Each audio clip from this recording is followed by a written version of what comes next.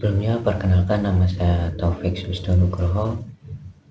Di sini saya akan membahas materi tentang sistem bahan bakar, karburator, dan injeksi. Nah, di sini ada gambar sepeda motor. Nah, kira-kira ada yang tahu nggak ini sepeda motornya tuh merek apa gitu? Ya, di sini ada sepeda motor dari Honda, yang lebih tepatnya tuh Honda Astrea Grand gitu ya, yang dimana motor tersebut masih menggunakan sistem karburator. Nah, karburator sendiri itu merupakan sistem yang lama yang dominan hingga tahun 1980-an.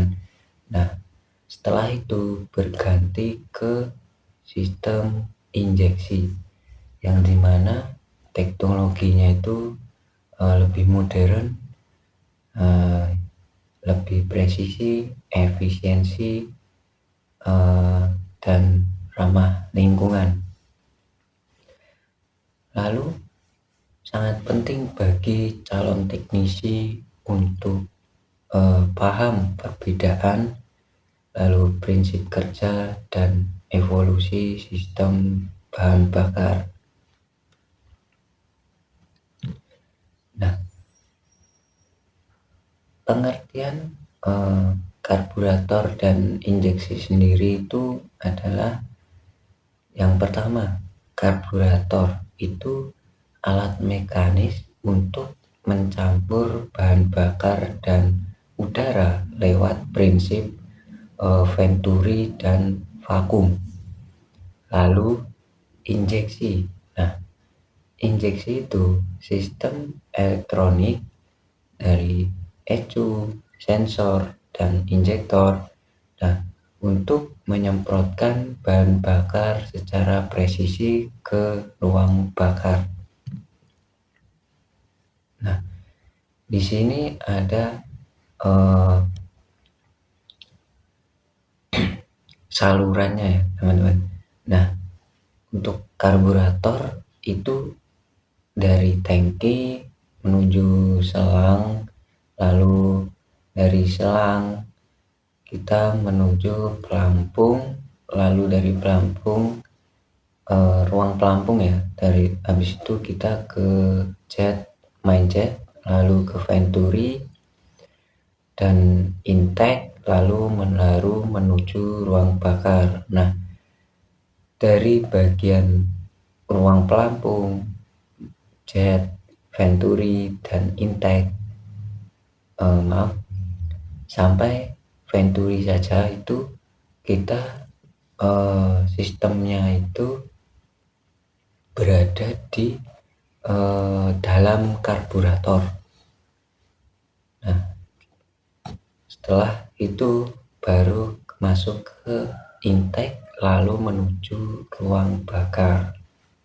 Nah, bagaimana dengan injeksi? Nah, injeksi itu dari tangki menuju full pump, lalu di filter, setelah itu delivery pipe atau menuju selang. Nah, habis itu dari selang itu menuju ke injektor. Nah, lalu injektor menyemprotkan ke ruang bakar.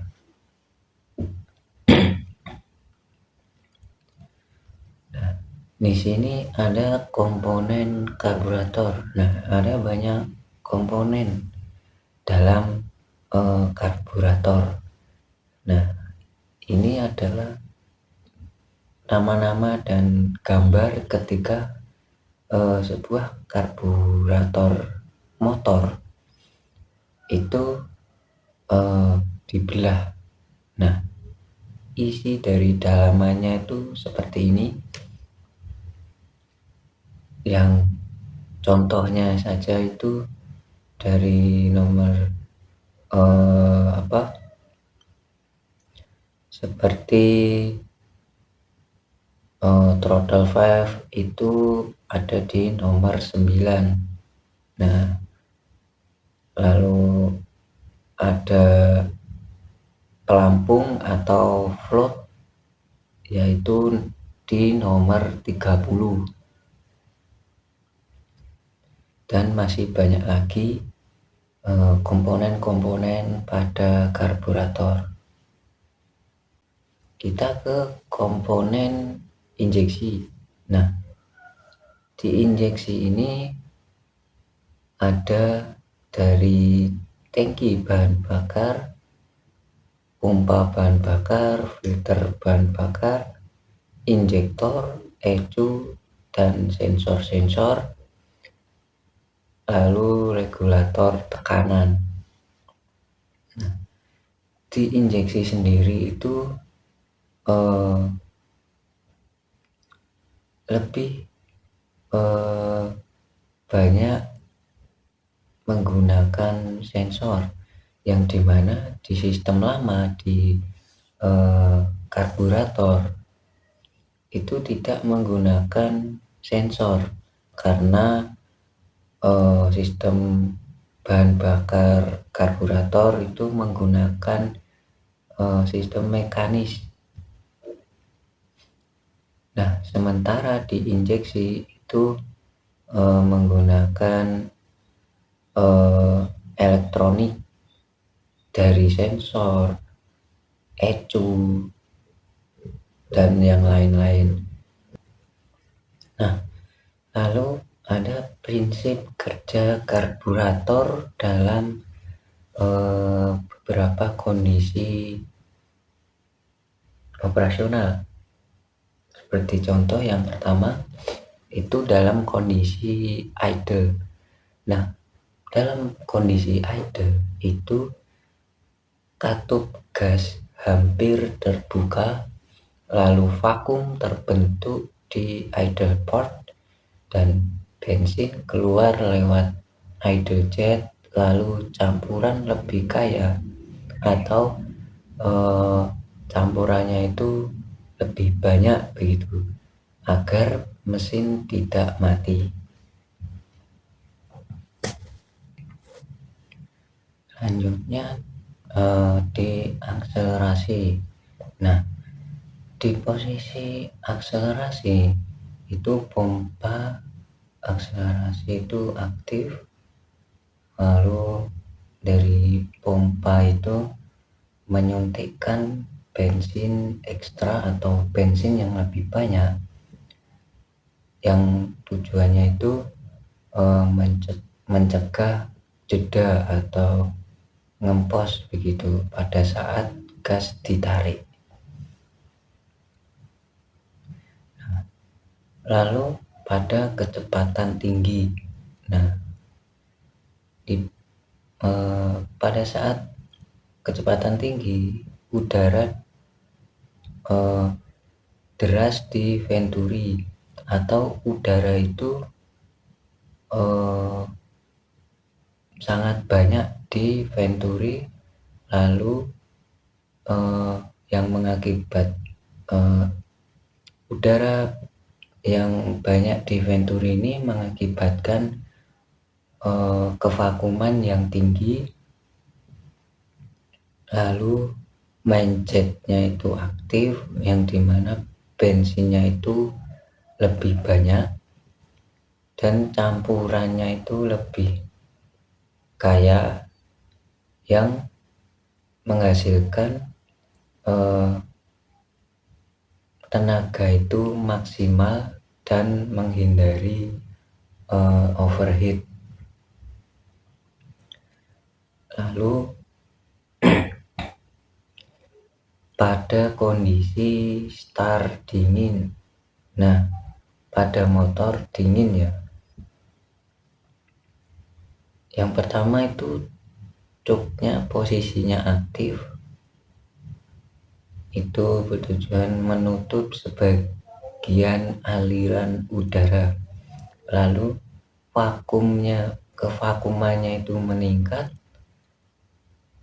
dan hasilnya bensin tersedot lebih banyak dan campurannya sangat kaya untuk memudahkan mesin hidup saat dingin.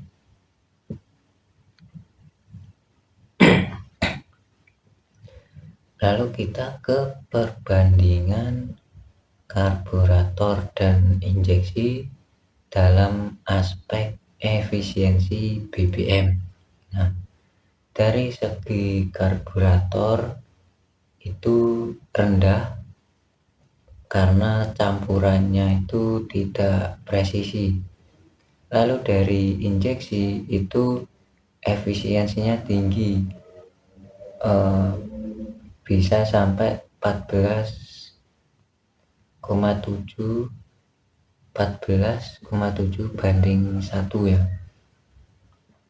AFR-nya. Lalu perbandingan karburator dan injeksi dalam aspek perawatan. Nah, dari karburator itu untuk perawatannya itu mudah, tidak perlu menggunakan alat khusus, dan karburator itu dia mekanis. Nah, lalu yang injeksi itu kita membutuhkan scanner dan keahlian elektronik karena di injeksi itu banyak sekali sensor-sensor yang dimana lebih kompleks gitu, berbeda dengan karburator yang sistemnya itu mekanis, dia lebih mudah, tidak perlu menggunakan alat elektronik. Yang selanjutnya perbandingan karburator dan injeksi dalam aspek performa. Nah, karburator itu respon gasnya itu lambat dan torsinya itu rendah, berbeda dengan injeksi di mana distribusinya itu merata, akselerasinya itu cepat dan halus. Terus perbandingan karburator dan injeksi dalam aspek emisi. Nah, dari segi emisi karburator itu HC dan CO-nya itu tinggi, berbeda dengan injeksi yang dimana emisinya itu rendah dan sudah memenuhi Euro 2 sampai 6. Nah, kesimpulannya apa teman-teman? Nah, yang pertama, karburator itu dia sistemnya mekanis, sederhana. Walaupun dia tuh sederhana, tapi kurang presisi dan boros. Nah, borosnya ini jika dibandingkan dengan sistem injeksi yang dimana lebih irit. Nah, lalu di injeksi itu sistemnya itu elektronik, jadi tidak lagi menggunakan sistem mekanis, yang dimana di injeksi itu lebih efisien, ramah lingkungan, dan responsif. Nah, karburator sendiri itu untuk cocok untuk dasar pemahaman. Nah, tapi injeksi itu wajib dikuasai teknisi modern, karena di era modern itu semua kendaraan sudah beralih dari karburator ke FI, FI atau injeksi. Eh, Begitu. Nah, yang terakhir itu dari segi regulasi emisi itu eh, diwajibkan beralih dari karburator ke injeksi. Nah, karena di era modern atau di era sekarang itu motor-motor eh, karburator yang menggunakan sistem bahan bakar karburator itu sudah tidak diproduksi karena sudah beralih ke injeksi atau FI.